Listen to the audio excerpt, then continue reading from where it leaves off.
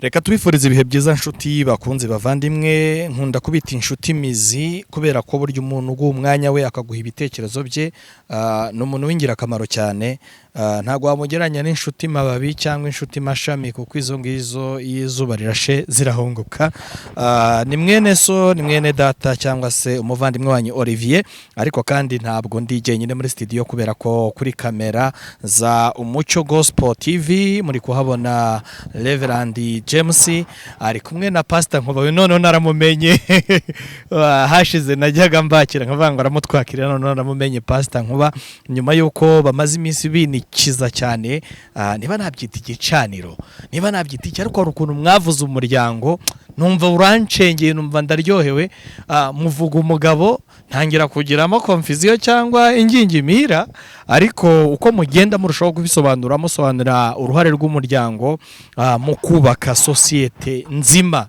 u Rwanda rwifuza n'Imana yaremye u Rwanda yifuza Imana yaremye isi yifuza nakomeje kuryoherwa neka nubundi rero nongereye mbaho umwanya kubera ko James arahari ni udufasha kuyobora n'ubundi biganiro by'umuryango kugira ngo suhuze n'ubundi babantu bose badukurikira anabashimira bakomeje kuduha subscribe ndabona ziyongera bakomeje kuduha comment bakomeje kuduha ibitekerezo bitandukanye abashimire ananzika n'ubundi mu nsanganyamatsiko baduteguriye uyu munsi karibu mushumba.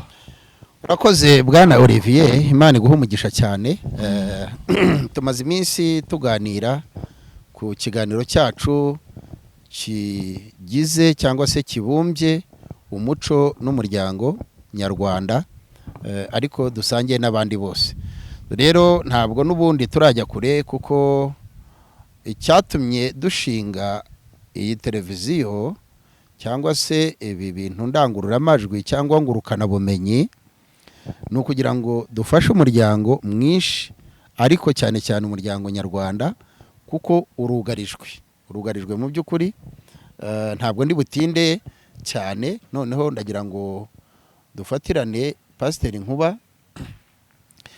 Nkuba uraho muraho neza mushumba mukomere cyane muraho cyane mugira amahoro epfyo yewe turamahoro harya se buriya nepfo ari burasirazuba bw'amajyepfo n'uburasirazuba bw'amajyaruguru ngira ngo twe ni mu majye ni uburasirazuba bw'amajyepfo buriya mu burasirazuba bw'amajyepfo muri amahoro turamahoro dushimye Imana rero kuko mwongeye kwitabira ubutumire bwacu mu kiganiro umuco n'umuryango byo shingiro ryo kumenya Imana kuri Umucyo Gospel TV nituzajya tuvuga umuco ntibakumve umucyo twe tuvuga umuco televiziyo nuko yitwa ni Umucyo Gospel TV ntabwo ari umucyo aho ndi bakosore ko hari abo nabonye basobanuza kuri icyo kintu ntabwo ari umucyo ni umuco n'umuryango byo shingiro ryo kumenya Imana noneho yikitwa Umucyo Gospel TV ubwo ako ndabaye nkokosoye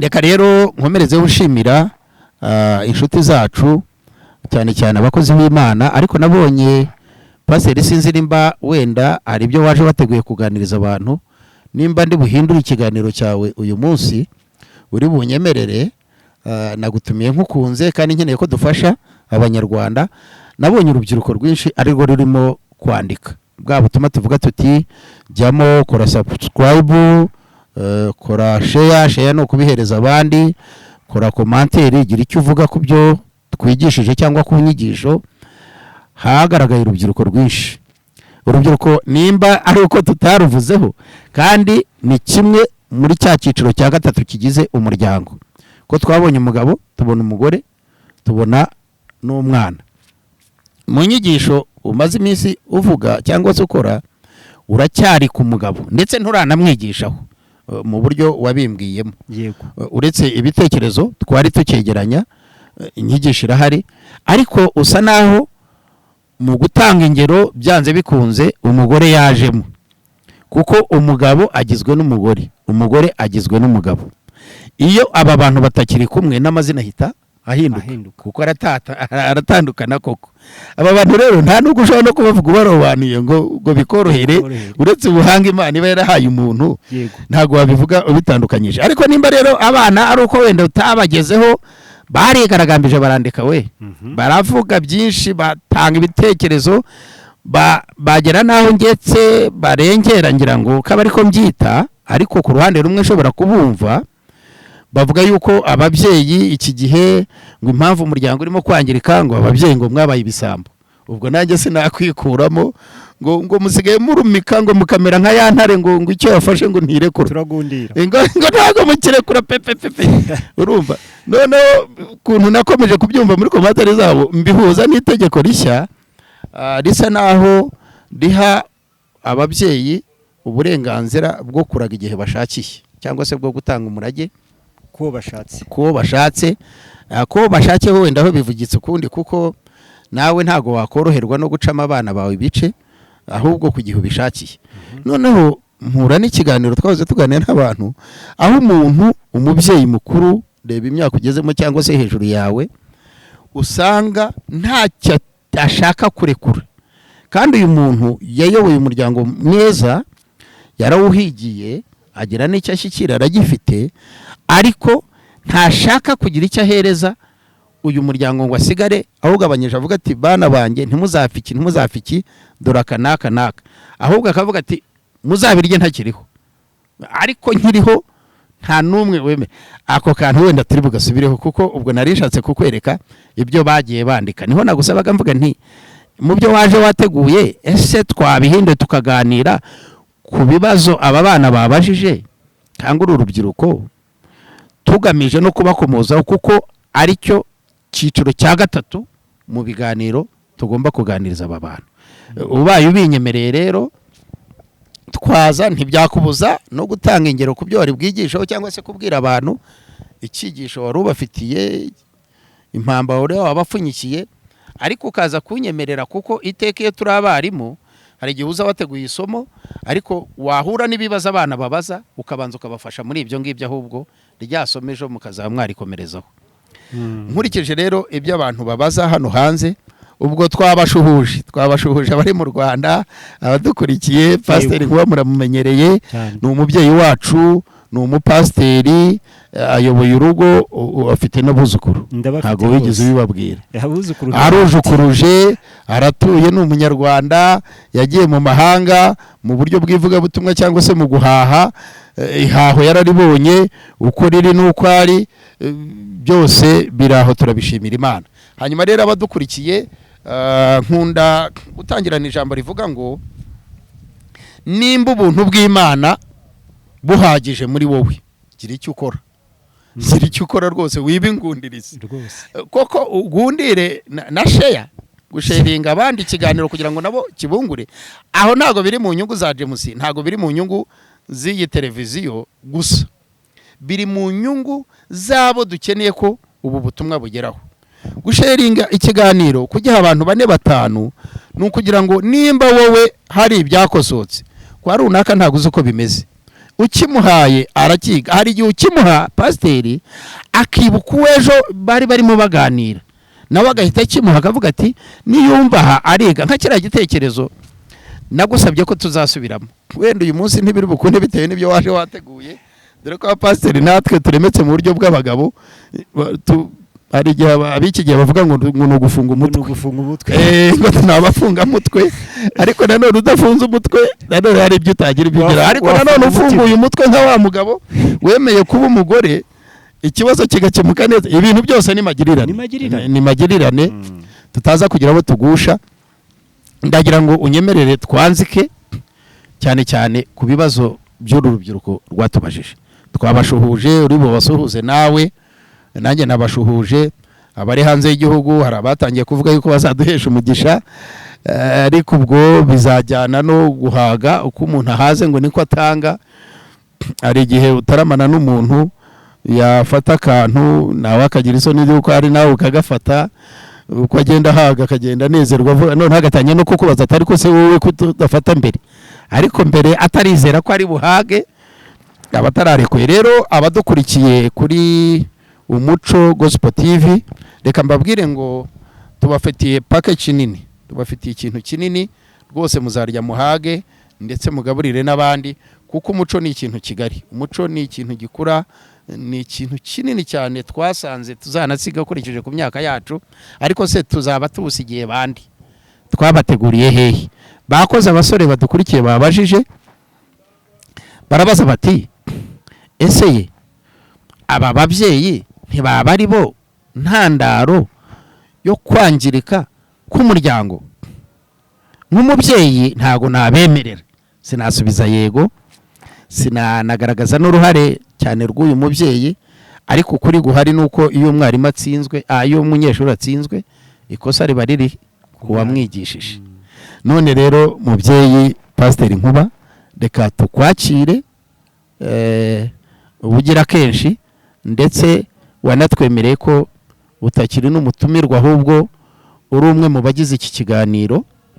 Abantu bazakubona kenshi, bazakubaza ibibazo byinshi, ibibazo byihariye ku giti cyawe baracyatinya, kuko nawe ntago urarekura, ntago urafundura agaseke wapfunyikiye. Ndakugora nkagucisha mu bintu by'ubwenge bya tekinike, kandi abantu bakeneye ese niki Nkuba tuzaniye, bashonje bahishe. None nuno munsi icyo wari ubazaniye ndakikubuje, tugiye gusubiza ibibazo.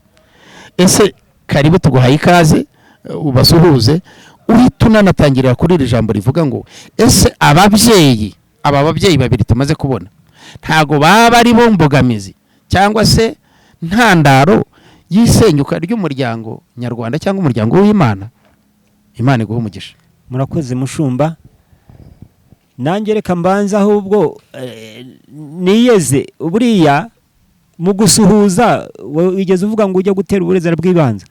Reka mbanze suhuze nanjye sheri wanjye, nuko sheri wanjye, suhuze n'abana banjye. Buriya nk'uko wabivuze, mfite abuzukuru, mfite umuhungu umwe. wasanga ubwo bikosoye barakubajije, none se ntugenda ntuturamutse, si urubavu rwanjye se, nibyo byibyo nyine. Reka nawe musuhuze. Noneho rero hari ikibazo cyiza ubajije. Twavuze ku mugabo n'umugore, ariko turashaka kureba uburenganzira bw'abana. Ntiturabirangiza, ntituracyabikomeje, ariko turacyatanga nk'icyo twavuga ngo ni za komanteri ku bintu. Ariko ntitwagiye, uyu munsi nagennye ko tugira icyo tuvugaho gato ku bana, aribo navuze ku bijyanye n'urubuto. Ngira ngo hari aho ubushize nigeze kuvuga, navuze ko umugabo ari igiti, umugore akaba ishami, abana bakaba imbuto zireze. Ibyo nibigize inyigisho uzigisha. Ibyo rero ndashaka kwivugira noneho no kuri aya mashami. Ubundi hari aho uvuga uti ese ubundi ubwo abana kuki batagihabwa yenda iminani? Ese buriya ndashaka kukubwira ko nta bana badahabwa umunani bariho. Impamvu ni iyi: hari impamvu zatumye habaho ihinduka ry'iminani. Urabizi ko mu bihe byagiye bitambuka twumvaga inkuru z'abana bisha ababyeyi babo babahora ko batabaha iminani n'ibindi, bigaterwa byarahagaze. Ubu birahari nabwo, ariko hari ubushishozi, hari no kubigenzura.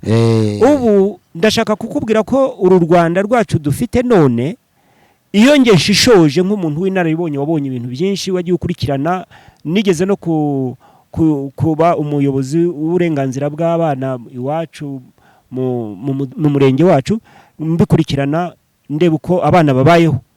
Rero mu by'ukuri abana dufite none baratandukanye.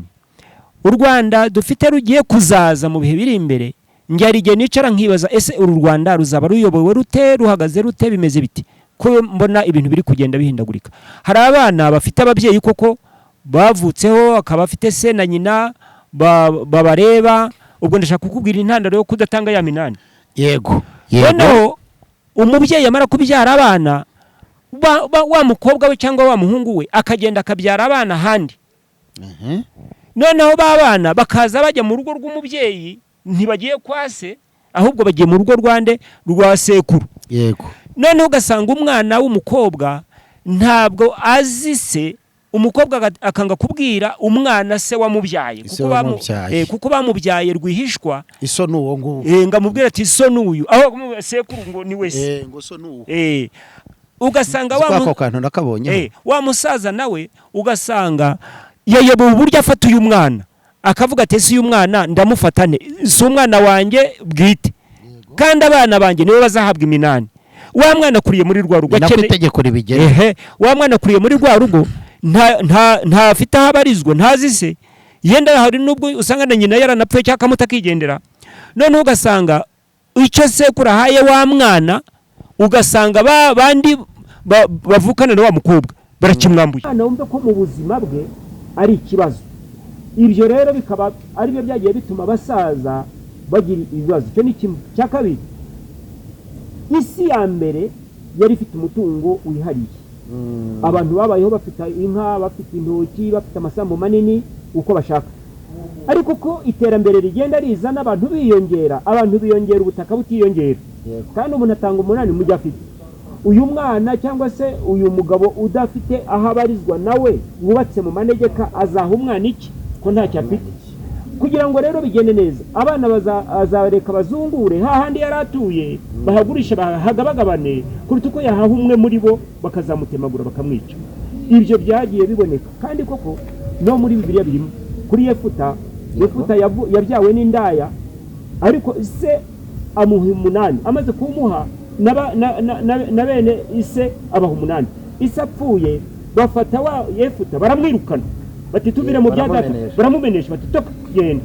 Ariko kugira ngo bigende neza, babonye bibayobeye intambara ibagose, bahuye n'urugamba, nibwo bamusanze baramubwira ati ngwino none utuyobore. Urumva icyamugaruye?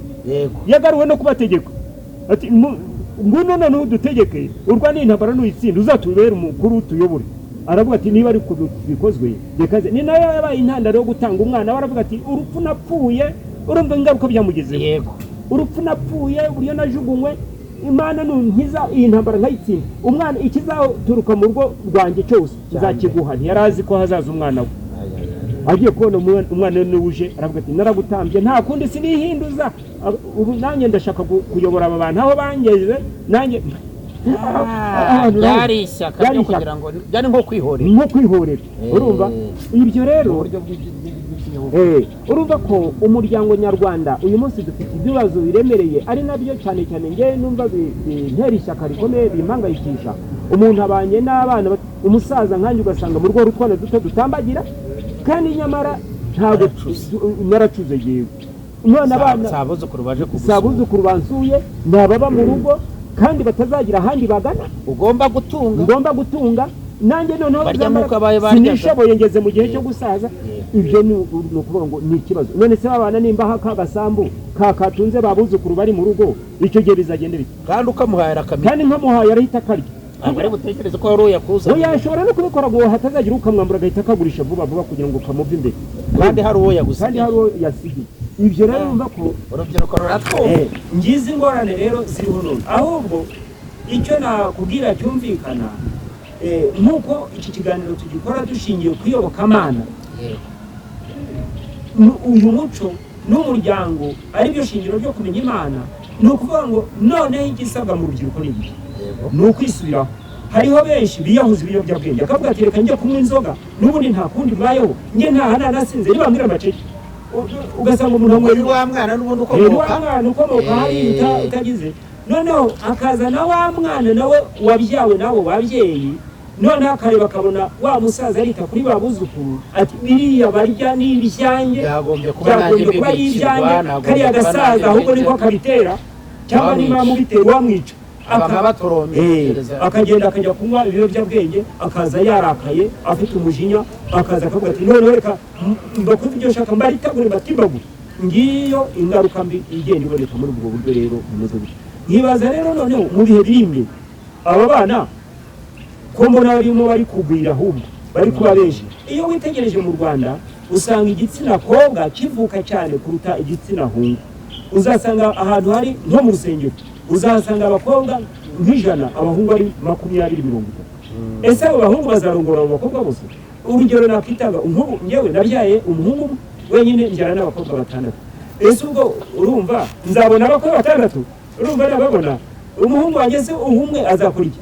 Ibyo rero birerekana ko ababyeyi dukwiye gufata ingamba hakiri kare. Ingamba zimeze gute? Kumenya uburyo ki tugomba guteganyiriza abo bana bari kuvuka mu mico yacu, natwe tugahindura ingamba. Urumva tukashaka bwa burere na wa muco byahozeho kera. Buriya kera namenye ubwenge, umubyeyi yarerera undi.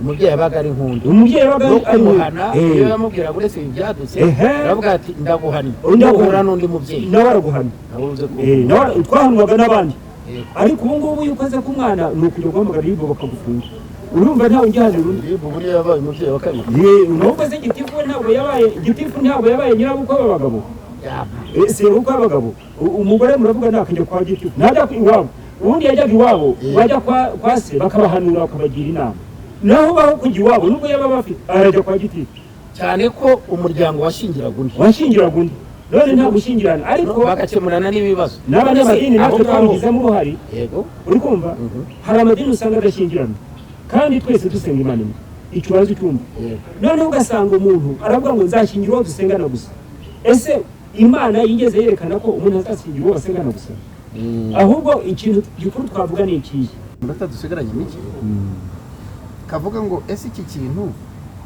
twakigabanya izi ngaruka twazigabanya gute mu gihe hariho serivisi zihabwa ba bakobwa bacu babyaye abana bakaza bakabata iwacu bakabasimbura mu ngobyi kuko uriya mwana ubyaye nta ngobyi akosha kuko uwayikosha ntawe ingobyi n'ubundi ribe yayindi yamuhetse uyu mukecuru arasubira araza gukosha ingobyi iwawe nanone kandi ayigukoshe no ku mwuzukuru uyu mwana w'umukobwa hari ikintu bakomeje uvuga uti iyo ngize ngo ndamucyaha hari ribu harya bajya kureba n'umukeba ahubwo niwe mubyeyi wasimbuye ahita ajya kureba ati bati ihohoterwa ry'umwana kandi hari amategeko nshaka kugira ngo aka kantu nkakureyo nimba hari ikintu u Rwanda rwitayeho ni amategeko arengera umuryango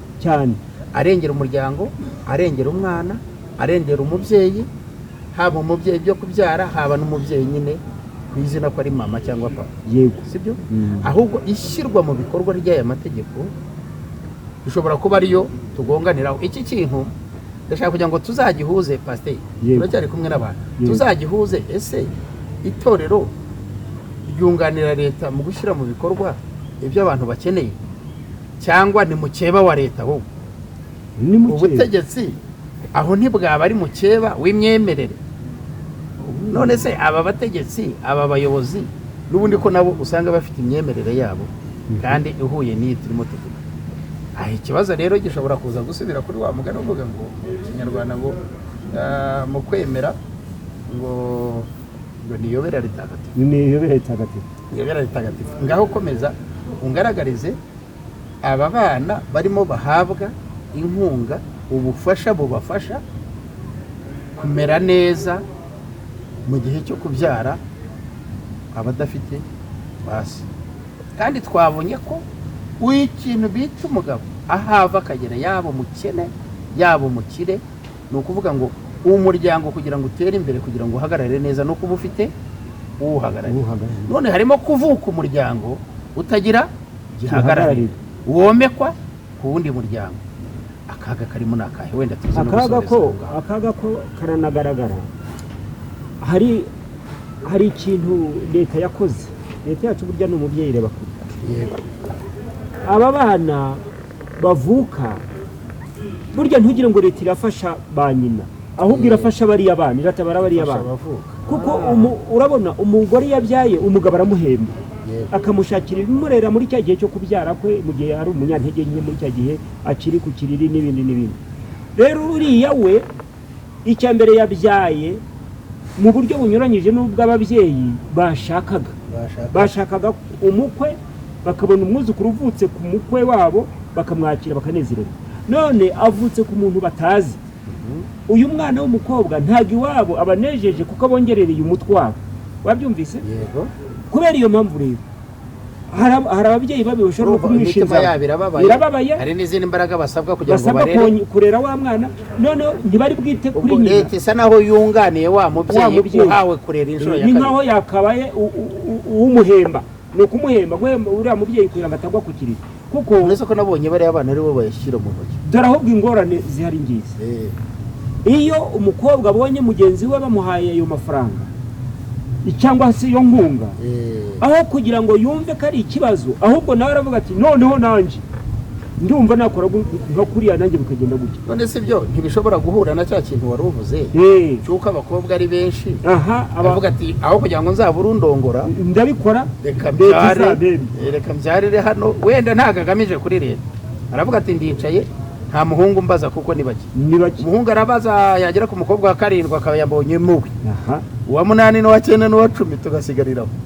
Icyaba cyiza sinakwibyaraho kugira ngo nzahambanwe bikara harya mu biko niko byagendaga kera. Ariko reka ngira muri risoza ry'iki kiganiro ndagira ngo ngire ikintu nkubwire cyangwa se nibutse n'abanyarwanda. Ubundi hari ijambo mu Rwanda dufite, rero umwana nk'uwawe. Burya gufata umwana nk'uwawe hari icyo byunganira uriya mwana wavutse nabi. Uriya mwana wavutse bwa mbere siwe washatse kuvuka atyo. Ni nka bya bindi by'abantu bahuye abandi ubwoko bavutsemo kandi atari bo biteye kuvuka.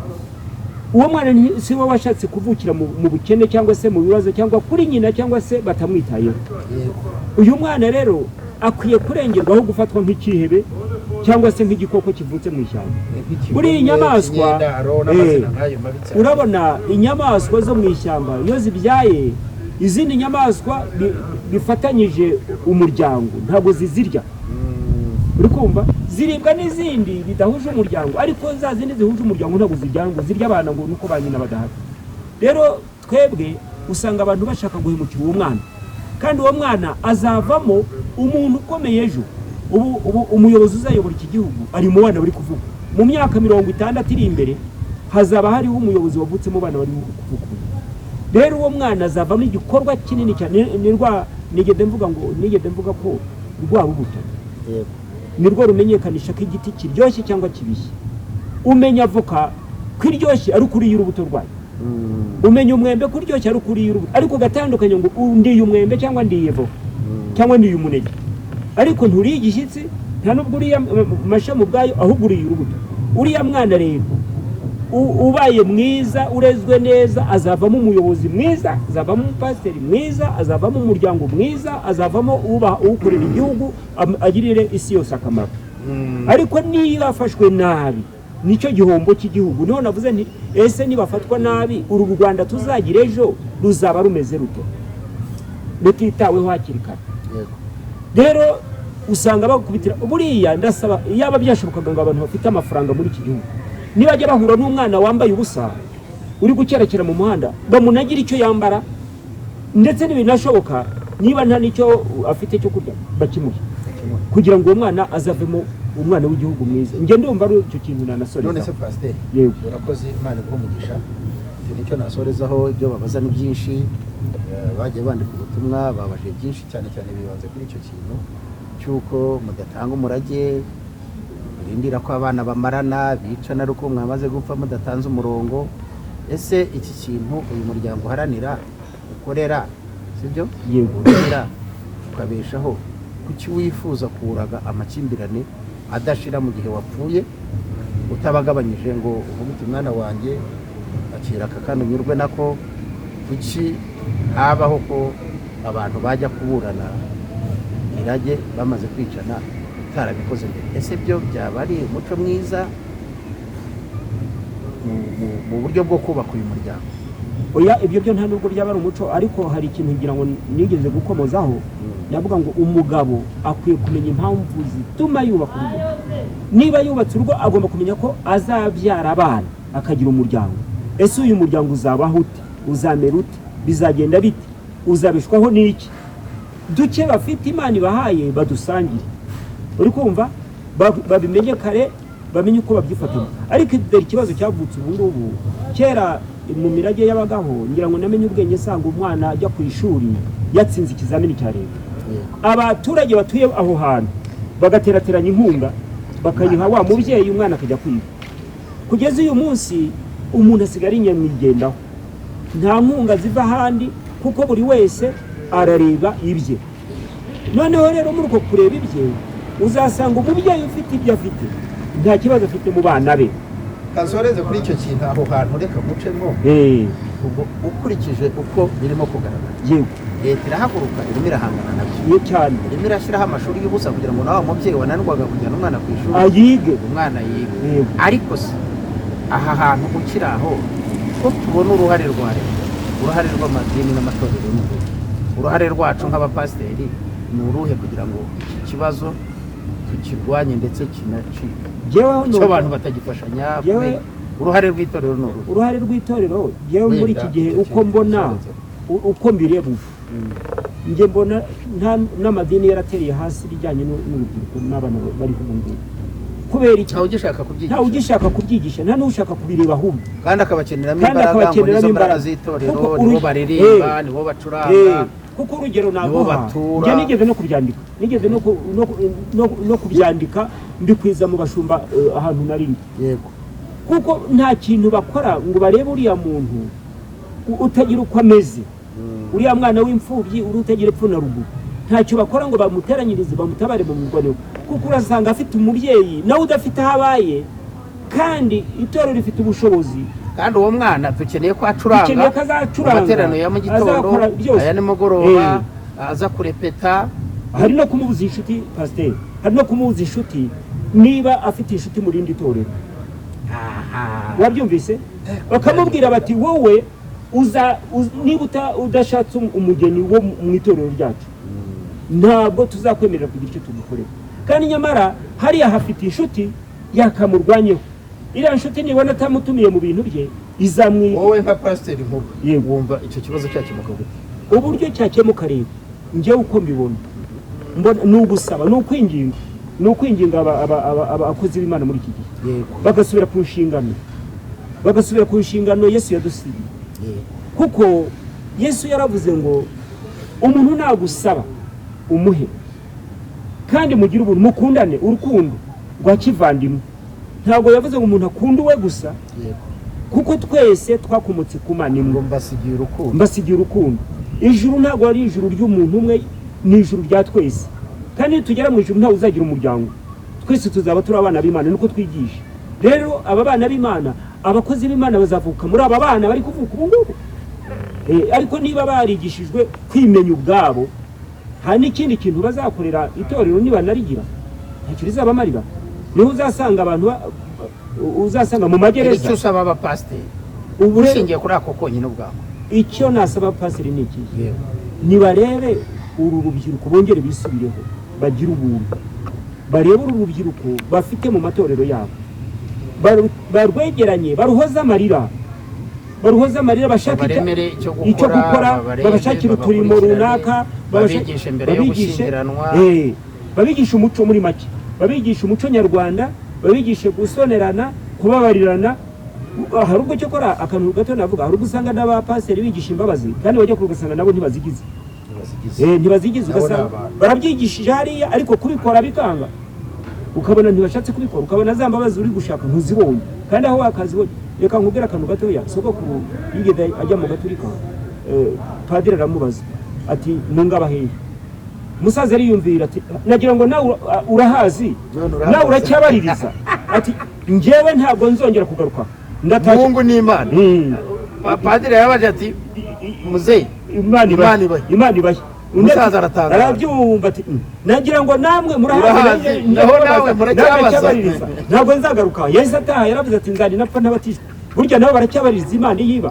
rero ntabwo icyo utarahabwa ntiwagiha abandi ibyo byabaye kuri sogokuru wanjye ubwanjye rwose ntabwo ari undi wa kera n'ubu amen murakoze Imana imuhereze umugisha cyane turashimira abadukurikiye mwese kuri Umuco Gospel TV ikiganiro cyiza twaganiriye neza na Pasiteri Nkuba yagerageje gukora mu nguni zose nubwo tutamwemereye kwigisha icyigisho cye kuko ibyigisho birahari bizigishwa ubu turibanda ku biganiro no kwibaza no gusubiza ibibazo mubaza nuko rero turabasaba kugira ngo mujye muri komenti nimba hari aho utanyuzwe urumva dukomeje ku mwana abana bo n'ibibazo kuko ni naho satani ategeye umuryango igihugu niho kireba uravuga ati ni imbaraga z'igihugu itorero nibo rireba ni imbaraga z'itorero umuryango niwo bareba ni imbaraga z'umuryango aba bana ahubwo mureke duhaguruke twese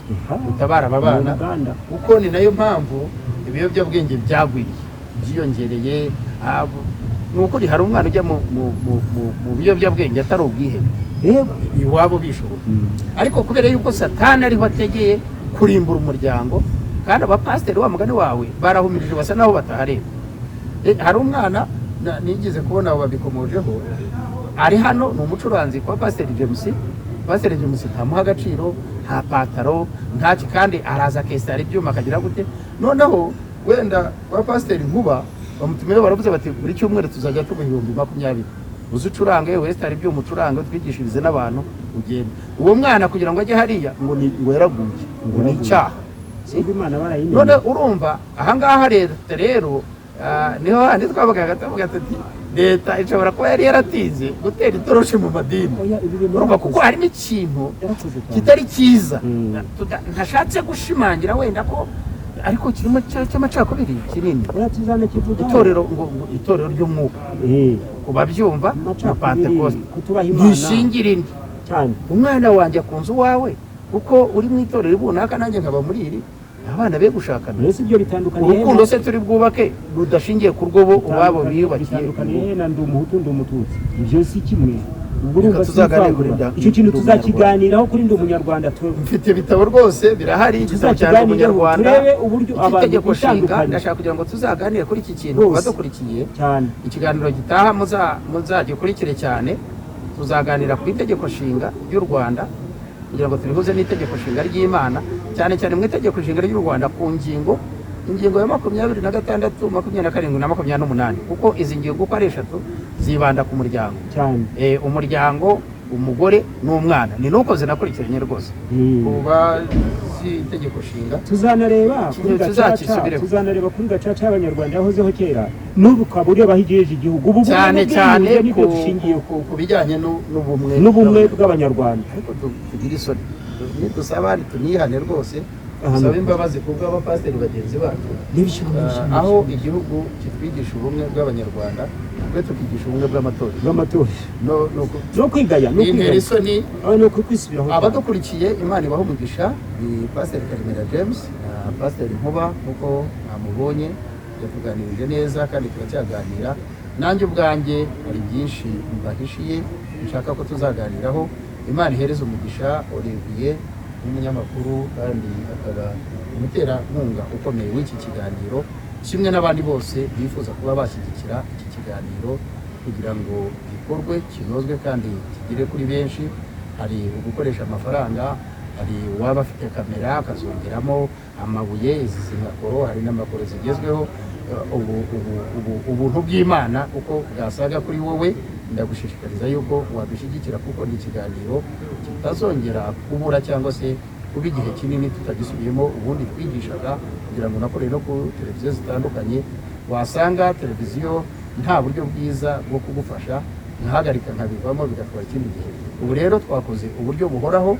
Ndasaba rero buri wese, haba abapasiteri, ntimwumve tubavugaho gutyo, nta rwango tubafite, kuko iyo nkutunze urutoki enyeze mbazitunze nk'umupasiteri mugenzi wawe.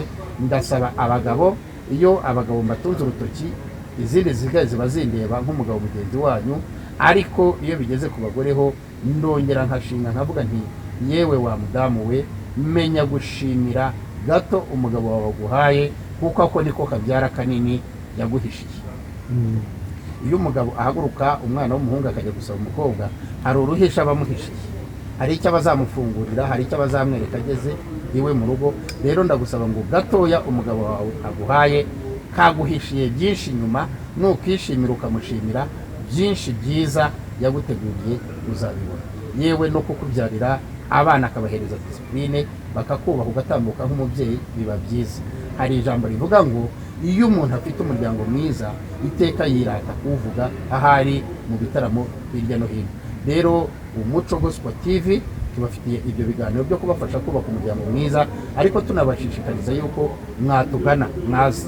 Ntabwo ari gutya gusa, wampamagara kuri nomero yanjye igendanwa 0788 478 389. Pasiteri Nkuba nawe yavugiye yanjye 0789 25 80 83 mwanaduhamagara tukabafasha tukabaganiriza twabayobora aho turimo turubaka ikintu kinini cyo gufasha sosiyete nyarwanda kuko turimo kubaka santere tuzigishirizamo aba bana bajya gushaka, santere tuzahuguriramo aba bana mu makimbirane, abarimu beza barahari, ibikoresho bimaze kwegeranwa. Rero ntuheranwe n'ikibazo wishyizemo wenda kubwo kunanirwa kuyobora umuryango neza, ntuherane n'ikibazo washyizwemo n'inkomoko, uko wavutse, uko warezwe. Oya, hari uburyo bwinshi butandukanye twagufasha. Tugane, duhamagare, tuvugishe. Hari ibigo bya leta byinshi bishinzwe, ntabwo tubyambuye ububasha, ariko turahagurutse nk'abapasiteri kugira ngo uruhare rw'itorero mu kubaho neza k'umuryango nyarwanda ni uruhe. Urwa mbere ni urunguru. Rero reka ne gutwara umwanya munini abadukurikiye hirya no hino, uko uri butekereze kose gufasha, yaba iyo telefoni, yaba kumpamagara, yaba email wayibona, yaba ubushobozi bwose, nta nkunga watera ngo yewe n'inkunga ya mbere nabisabira, mudusabire umugisha, mudusengere kugira ngo igihe turimo dutegura icyigisho, igihe turi mu kiganiro nk'uko, umuntu ntagire ikibazo cy'inyota. Ntacyo, muri umuryango turabaha ibibafasha, turabaha iby'umwuka w'Imana.